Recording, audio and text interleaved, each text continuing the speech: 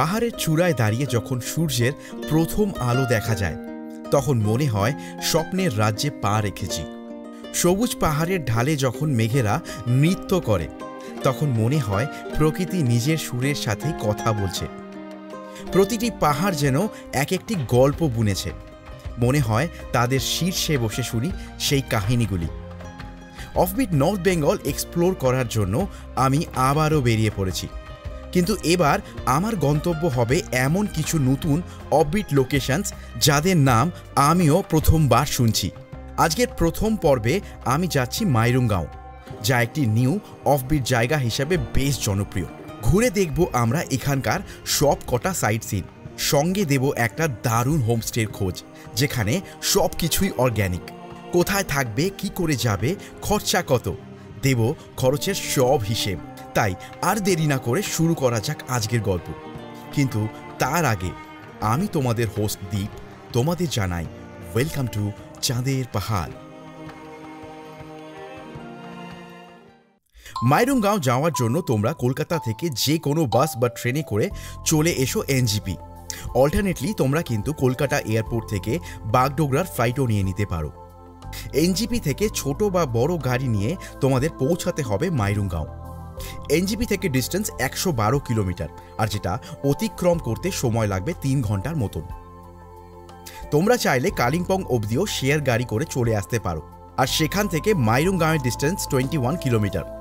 তোমরা সেখান থেকে একটা অন্য গাড়িও রিজার্ভ করে চলে আসতে পারো মাইরুঙ্গাঁও। সেক্ষেত্রে খরচা কিন্তু অনেক অংশেই কম পড়বে তোমাদের। যাই হোক, আমি আসার মাত্র একদিন আগেই তামাংকে জানিয়েছিলাম এই ট্রিপটা প্ল্যান করতে। আমি আগেই বলেছি আমার প্ল্যানের কোনোই ঠিক ঠিকানা থাকে না। আমার চ্যানেলেরই কোনো একটা সাবস্ক্রাইবারের সঙ্গে তামাং আজ অলরেডি বুকড, তাই তামাং একজন রিলেটিভকে পাঠিয়ে দিয়েছে আমাদের সারথি হওয়ার জন্যে।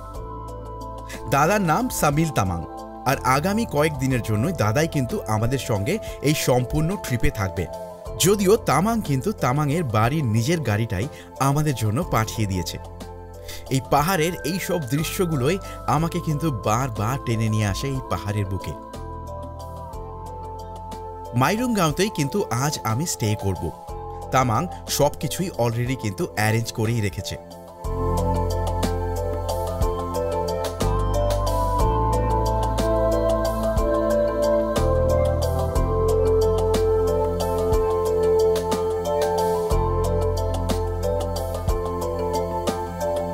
আর 11টা নাগাদ আমি কিন্তু পৌঁছে গেলাম মাইরুঙ্গাঁও। বাহ, এই জায়গাটা কিন্তু আমার প্রথম দেখাতেই বেশ লাগছে। মাইরুঙ্গাঁও কালিম্পং শহর থেকে প্রায় 21 কিলোমিটার দূরে অবস্থিত একটি মনোরম পাহাড়ি গ্রাম। এটি নেওরা ভ্যালি ন্যাশনাল পার্কের সন্নিকটে অবস্থিত, যা গ্রামটিকে সবুজে ঘেরা একটি নির্জন এবং শান্তিপূর্ণ পরিবেশ প্রদান করে।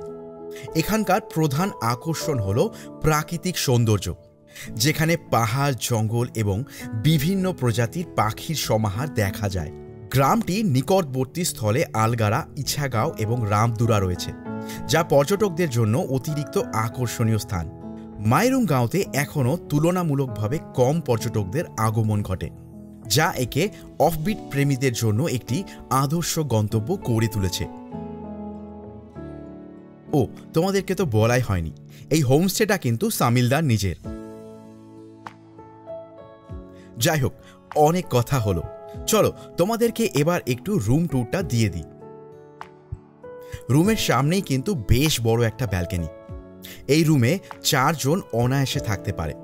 রুমের সাইজও কিন্তু বেশ বড়। সঙ্গে বাথরুমটা দেখো বেশ পরিষ্কার। সঙ্গে বেসিন, ওয়েস্টার্ন কমোড আর গিজারও আছে। রুম থেকে বাইরের দৃশ্যটাও কিন্তু দারুণ লাগছে আমার।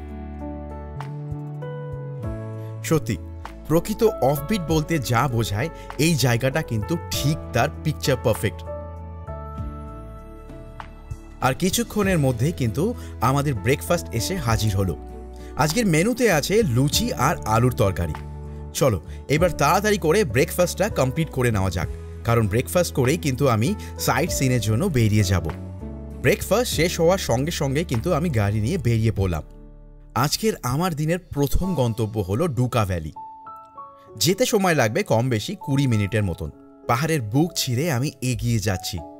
যাই বলো, এই জায়গাটা নিস্তব্ধতার আমি এক কথায় প্রেমে পড়ে যাচ্ছি। সামনে আরও কিছু কিন্তু হোমস্টে চোখে পড়ছে আমার। আর শেষমেশ আমি পৌঁছে গেলাম কিন্তু ডুকা ভ্যালি।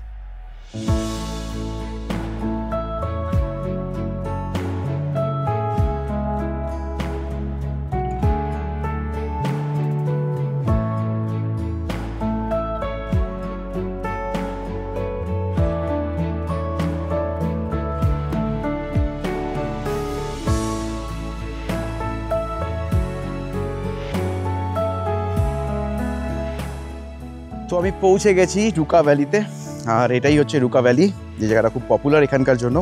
তো চলো নিচের দিকে যাওয়া যাক, আর ডুকা ভ্যালিতে কি আছে চলো তোমাদেরকে ওখান থেকে গিয়ে দেখাচ্ছি। তার সঙ্গে কিছু ড্রোন শট তো আমি নেব।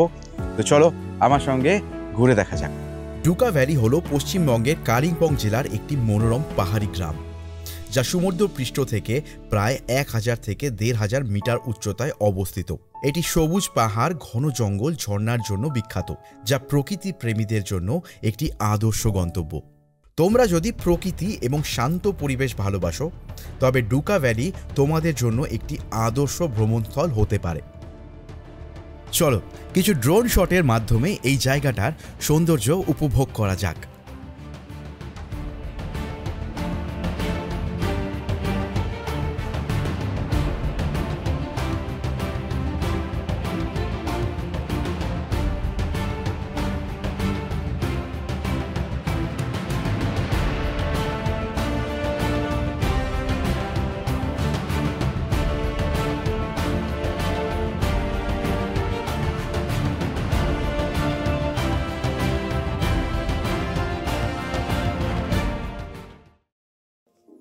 তো কেমন লাগলো তোমাদের ডুকা ভ্যালি? আমার কিন্তু ডুকা ভ্যালি দারুণ লাগলো। আর একটা কথাও বলি আমি, এই যে পুরো পার্টটা, এই পার্টটাতে এত সুন্দর না ভিউটা, যে মানে জাস্ট ঘন্টার পর ঘন্টা তোমরা জাস্ট ওখানে বসে থাকবে। মানে আমি তো এখানে প্রায় 1 থেকে 1.5 ঘন্টা কাটালাম, আর অসাধারণ লাগলো টু বি অনেস্ট। আমি ডেফিনেটলি বলবো তোমরা যারা নতুন কোনো অফবিট জায়গা ঘোরার প্ল্যান করছো, তারা ডেফিনেটলি এই ডুকা ভ্যালিতে এসে ভিজিট করো, আর তোমাদের একটা দারুণ এক্সপিরিয়েন্স হবে। এই ব্যাপারে অ্যাটলিস্ট আমার কোনো ডাউট নেই। তো ডেফিনেটলি যারা ভিজিট করতে ভুলো না।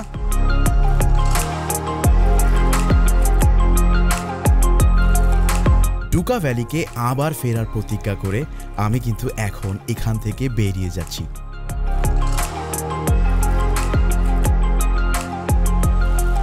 আমার পরের গন্তব্য হলো ডুকা ওয়াটারফলস। ডুকা ভ্যালি থেকে সময় লাগবে যেতে কম বেশি 10 মিনিটের মতন।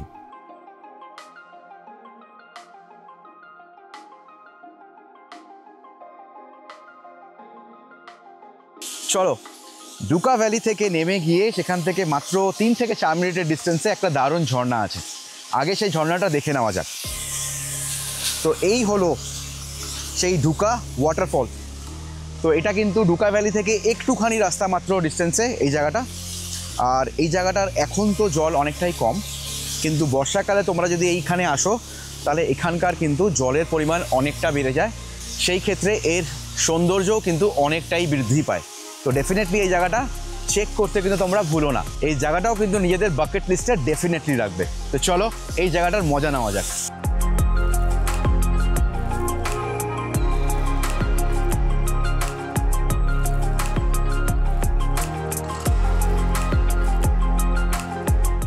ডুকা ওয়াটারফলও কিন্তু আমার দারুণ লাগলো। তোমরা যারা মাইরুংগাঁও ভিজিট করতে আসছো, তারা কিন্তু ডেফিনেটলি এই জায়গাটাকেও নিজেদের বাকেট লিস্টে রেখো।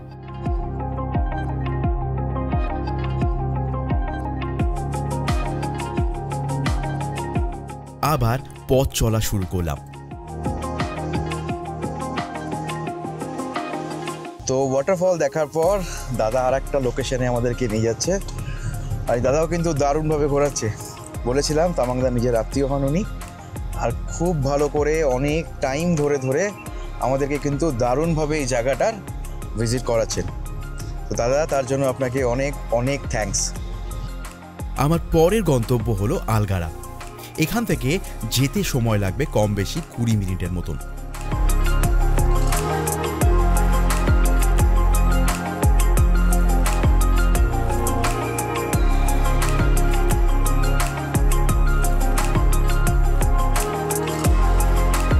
আর কিছুক্ষণের মধ্যেই আমি পৌঁছে গেলাম আলগারা ভিউ পয়েন্টে।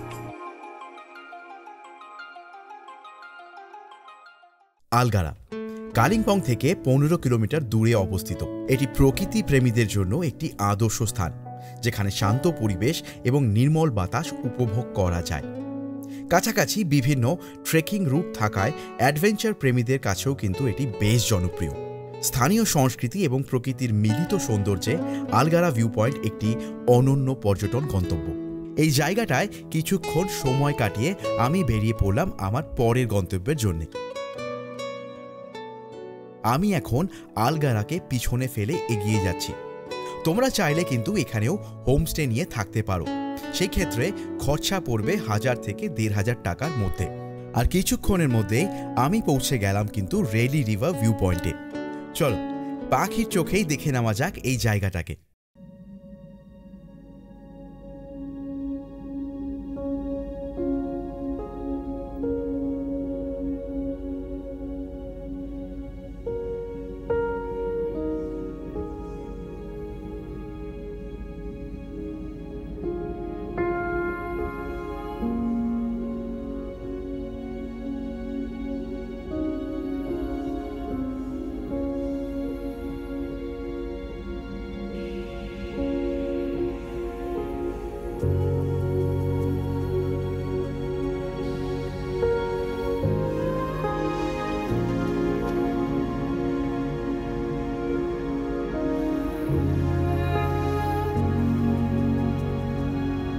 ব্রিজ থেকে এই জায়গাটার সৌন্দর্য দেখে আমি ডিসাইড করলাম যে আমি নদীর কাছে যাব। আর নদীতে যাওয়ার জন্য তোমাদেরকে এই ব্রিজটা থেকে পাশের ডান দিকের রাস্তাটা নিতে হবে। আর ফাইনালি 10 মিনিটের একটা ছোট্ট ট্রেক করার পর আমি কিন্তু নদীর কাছে পৌঁছে গেলাম।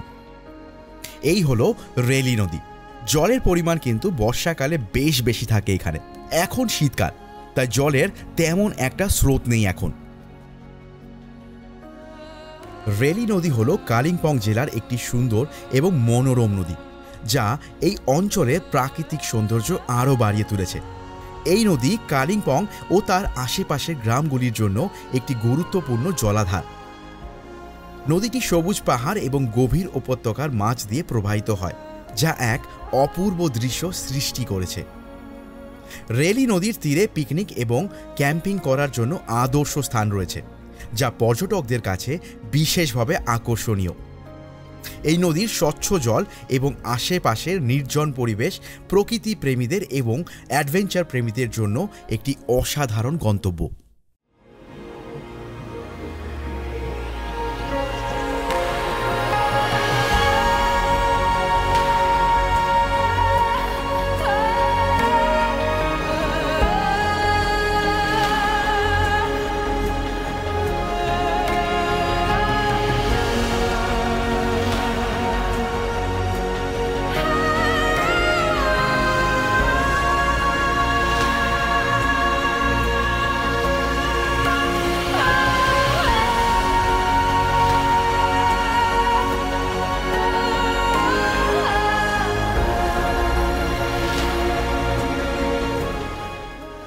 রেলি নদী ভিজিট করার পর এবার কিন্তু আমি আমার গাড়ির দিকে এগিয়ে যাচ্ছি। আবার পথ চলা শুরু করলাম। আজকের সব কটা সাইট সিনই কিন্তু এখানেই শেষ। এখন আমি আমার হোমস্টেতেই যাচ্ছি। সকালবেলা সেই যে ব্রেকফাস্ট করে বেরিয়েছি, তারপর পেটে আর কিচ্ছু পড়েনি, তাই সামিল দাকে বললাম তাড়াতাড়ি করে হোমস্টের দিকে যেতে।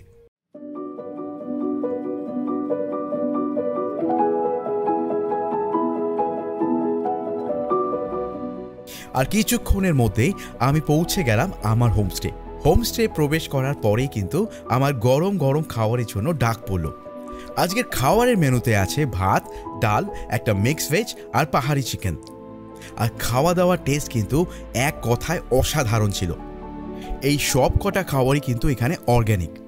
এনারা কিন্তু নিজেদের জমিতেই সব কিছু চাষ করেন এবং সেটাই পর্যটকদের পরিবেশন করেন। চলো তোমাদেরকে একটু অর্গ্যানিক গার্ডেনটা ঘুরিয়ে দেখিয়ে দিই। आ जाए, हम आपको हमारा ऑर्गेनिक फार्म दिखाएंगे। चलिए।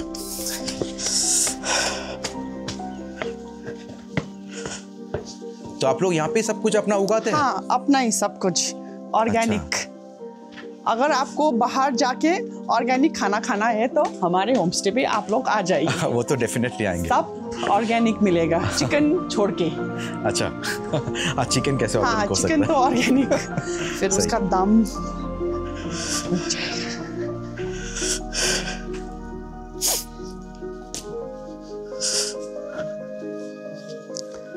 ये जो है वो स्क्वाश का, वो यहाँ पे आप लोग चल सकेंगे? हाँ आइए चलिए। थोड़ा ये डेलिकेट है यहाँ पे। हाँ कोई बात नहीं। यहाँ पे ये स्क्वाशर फार्म। अच्छा, या अगर आप लोग अंदर आएंगे ना तो दिखेंगे यहाँ पे। अच्छा आइए। आ जाइए।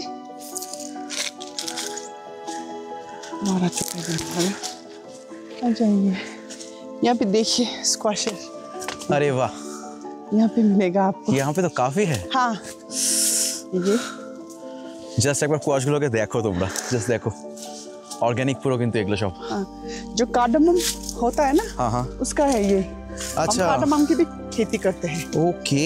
ये बड़ा जो इलायची होता है वो है ये। বড় এলাচের গাছ, এই দেখো আমি প্রথমবার দেখছি, তোমরাও একবার দেখে নাও। और एक जो वेजिटेबल होता है आपके पास होता है कि नहीं होता है, हम यहाँ पे उसको नाकीमा बोलते हैं। ओके। जिसके प्रेशर हाई है वो मेडिसिन का भी है। अच्छा, बट अभी नहीं, उसका गांच सिर्फ आपको दिखाएंगे। ओके हाँ चलिए। ये है इसका गांच, इसका अंदर होता है, वो एक फ्लावर होता है। अच्छा, फ्लावर। हाँ, उसको हम लेके पका के खाते हैं। उसके वो अगर वो खाएंगे तो आपका प्रेशर लो हो जाएगा। हाई प्रेशर में दवाई। अच्छा, प्रेशर का टेस्ट भी अच्छा होता है। তো দেখতেই পাচ্ছ মেডিসিনাল প্লান্টও কিন্তু এখানে আছে। যারা হাই প্রেসারের রোগী তাদের জন্য কিন্তু এই যে ফুলটা, সেই ফুলটা খুব কাজের। তো দেখতেই পাচ্ছ এখানে সমস্ত কিছু চাষ হচ্ছে, সমস্ত কিছু অর্গানিক ওয়েতে হচ্ছে, সবথেকে বড় কথা। यहाँ पर ना सिर्फ फ्रूट्स एंड वेजिटेबल्स ऑर्गेनिक नहीं, वाटर भी ऑर्गेनिक है। हमारा घर का अपना ही सोर्स है पानी का। अच्छा। हम कहीं से पाइप लगा के नहीं लाते हैं। अच्छा, ऊपर है, आप लोग नहीं जा सकेंगे। बहुत वहाँ पर वो होगा, जैसे वो रिजर्व है ना, वो पानी आप दिख रहे हैं, उसको हम रिजर्व करके फिल्टर करके घर में खाते हैं। ओके, अच्छा। अब यहाँ पे सभी का वैसा ही है। अच्छा, अपना घर अपना सोर्स। बहुत अच्छा। तो यहाँ पे पानी भी ऑर्गेनिक है। बहुत ही अच्छा लगा, हमको बहुत अच्छा लगा। मतलब ये सब चीज तो हम पहली बार देखे। आप लोग तो नहीं वहाँ पे तो नहीं मिलता। हम लोग यहाँ पे नहीं मिलता, हम लोग यहाँ पे ऑर्गेनिक तो नहीं मिलता है। तो इतना हमको टेस्टी लगा, तो हमको तभी लगा कि यहाँ पे ऑर्गेनिक ही होगा, नहीं तो ऑर्गेनिक इतना टेस्ट नहीं होता। थैंक यू दीदी, बहुत अच्छा लगा। Welcome sir, welcome. তো এগুলো তোমাদেরকে ঘুরিয়ে ঘুরিয়ে দেখালাম। চলো এবার নিচের দিকে যাওয়া যাক, ওইদিকেও কিছু প্লান্টস আছে, চলো ওগুলো দেখিয়ে দিই তোমাদেরকে। আসো, এখানে পুরোটাই কিন্তু ওই কোয়াশ যেগুলো হচ্ছে সেগুলো চাষ হচ্ছে। এখানে আলু অলরেডি ওনারা প্লান্ট করে দিয়েছেন, এখনও গাছ ওঠেনি, বাট সব কিছু প্রসেস কমপ্লিট। আর যদি এখানে আসো তোমরা, চলো আমি দেখাচ্ছি। আমি তো খেতে পাড়া দিয়ে যাচ্ছি। এই দেখো, এটা কি দেখতেই পাচ্ছ, কফি হয়ে আছে, ফুলকপি। এই দেখো, এটা একটু বড় সাইজেরও, দেখতে পাচ্ছ ফুলকপি এখানে হয়ে আছে। তো এদিকটা পুরোটাই ফুলকপি, ওখানে কিছু টমেটো গাছ, আর ওই দিকটাতে মানে ওইদিকে কিছু লঙ্কার গাছও আছে। যেটাই তোমরা এখানে এসে পাবে সেটা কিন্তু অর্গ্যানিকই হবে, আর অর্গ্যানিক মানেই দারুণ টেস্ট। চলো নিচে গিয়ে এবার কথা হচ্ছে। চলো হোমস্টের ওনার সামিলদার সাথে একটু কথা বলে নেওয়া যাক। তো দাদাকে আমরা আমাদের সামনে পেয়ে গেছি, দাদার কাছ থেকে জেনে নেব যে এই হোমস্টের ব্যাপারে নানান তথ্য। तो भैया पहले नमस्कार। तो पहले बता दीजिए आपका नाम क्या है? मेरा नाम समील तामांग। अच्छा, मैं लोटस वन होम स्टे का ओनर हूँ। ओके, अच्छा। तो एक चीज बताइए, यहाँ पे आने के लिए कैसे यहाँ पे लोग आ सकते हैं? यहाँ से आप NGPC पे आ सकता है और आप बागडोगरा भी से आ सकता है। अच्छा, रिजर्व लेने से भी होगा और शेर गाड़ी पे भी आ सकता है। अच्छा, तो तो आप लोग क्या कार प्रोवाइड करते हैं? हाँ जी, मैं छोटा गाड़ी भी प्रोवाइड कर सकता हूँ, बड़ा गाड़ी भी प्रोवाइड कर सकता हूँ। अच्छा, और ये कार जो चार्जेस होगा वो चार्जेस कितना हो सकता है? एक्चुअली बड़ा गाड़ी का चार्जेस से 4000 रहेगा और छोटा गाड़ी का चार्जेस रहेगा 3500। लेकिन ये सीजन ऑफ सीजन में थोड़ा वेरी करता है। ऑफ सीजन में थोड़ा डिस्काउंट भी मिल सकता है, लेकिन ऑन सीजन में आपको यही प्राइस रहेगा। ओके। और ये जो आपका जो होम स्टे है, इस होम स्टे में कितना रूम्स है टोटल? इस होम स्टे में एक्चुअली 5 रूम्स है। अच्छा। इस रूम का कैपेसिटी है 4 पर्सन। अच्छा। और यहाँ पे पर हेड कितना करके चार्जेस है? एक्चुअली हम लोग 1200 पर हेड कर रहे हैं। अच्छा। लेकिन ऑफ सीजन में थोड़ा डिस्काउंट मिल सकता है, लेकिन ऑन सीजन में आपका 1200 पर हेड मिलेगा। राइट। और आपके यहाँ पे तो पूरा फूडिंग एंड लॉजिंग पूरा होता है। हाँ जी। तो क्या क्या फूड आप लोग प्रोवाइड करते हैं, अगर आप बता देंगे? एक्चुअली सुबह हम बेड टी देंगे, उसमें टी और बिस्किट्स देंगे सुबह उठने के बाद। उसके बाद हम ब्रेकफास्ट में लुच्ची आलू दम देंगे। अगर कोई गेस्ट हमको मतलब क्या बोलते हैं वो नूडल्स खाएंगे तो नूडल्स भी देंगे। और वो ब्रेड बटर भी देंगे। अच्छा। उसके अलावा उसके साथ चाय देंगे। ऑप्शंस तो बहुत सारे ऑप्शंस हैं, लेकिन पहले से बताना पड़ेगा क्योंकि यहाँ पर ऑफ वीक है। तो सामान लेने के लिए बाहर जाना पड़ता है, मार्केट में जाना पड़ता है, तो आगे से बताना पड़ेगा गेस्ट लोग क्या खाएंगे, उसी हिसाब से हम ब्रेकफास्ट तैयारी करते हैं। उसके बाद लंच में हम एक अंडा कड़ी होगा। अच्छा। एक राइस मतलब राइस होगा और एक सब्जी होगा। जो सब्जी होता है वो वेजिटेबल्स हम यहीं उगाता है। अच्छा। वही वेजिटेबल्स पूरा ऑर्गेनिक है। पूरा ऑर्गेनिक देता है। तो बहुत अच्छा। हाँ जी। और उसके साथ हम पापड़, आलू भुजूरे, वो दाल, राइस वगैरह देंगे। अच्छा। और आफ्टरनून में जो इवनिंग स्नैक्स होता है उसमें हम चाय पकौड़ा देंगे, वेज पकौड़ा। अच्छा। और रात को हम रोटी खाएंगे तो रोटी, राइस खाएंगे तो राइस, उसके साथ चिकन देंगे और एक सब्जी भी देंगे रात को भी। ओके। तो बहुत अच्छा है। हाँ, इसी एक पैकेज बनता है और इसी का 1200 पर हेड पर हेड यहाँ पे ফুডিং লজিক মিলাতে। তো তোমরা বুঝতেই পারছো যে কত ভালো এনারা যা সার্ভিসটা প্রোভাইড করছে সেটা কিন্তু দারুণ এক কথায়। আর আরেকটা কথাও আমি বলি, দাদা কিন্তু ভীষণ একজন ভালো মানুষ, দারুণভাবে আমাদেরকে ঘুরিয়েছে একদম মানে ফাটাফাটি। তো তোমরা ডেফিনেটলি এখানে এসো আর এখানে এসে দাদার সাথে ঘুরে দেখো জায়গাটা। এই জায়গাটাও কিন্তু দারুণ একটা জায়গা, অসাধারণ, এখান থেকে ভিউ অসাধারণ। তোমরা ডেফিনেটলি আসো, টাইম কাটাও এখানে, তোমাদের দারুণ লাগবে বলে আমার মনে হয়। थैंक यू भैया, थैंक यू सो मच। मैं एउटा के बोल्न सक्छु? ये मतलब के कुछ बोलना है मुझे? हाँ बोलिए ना। बोलूं? हाँ बोलिए। एक्चुअली मेरा स्पेशल गेस्ट है आप लोग, इसीलिए मैं खुद आप लोगों को घुमाने लेके जाऊंगा। जैसे डुका वैली लेके गया, आप सामलबुंग लेके जाऊंगा, उसके बाद लावा होके, उसके बाद एनजीबी तक मैं आपको छोड़ दूंगा। एकदम थैंक यू सो मच भैया, थैंक यू सो मच, बहुत अच्छा लगा। Thank you so much.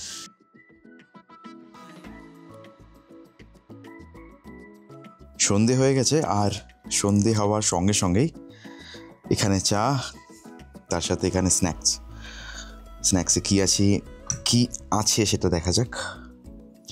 Veg pakora, তো এটা এখন আমি খাবো এই পাহাড়ে সন্ধ্যার সময়। এটা একটা দারুণ কিন্তু স্টার্টার। তো আমি এখন এটার মজা নিচ্ছি আর তোমরা ততক্ষণ বাইরের যে ভিউটা সেটা একবার দেখে নাও। আর এইটা হলো আমার হোমস্টে থেকে বাইরের ভিউটা।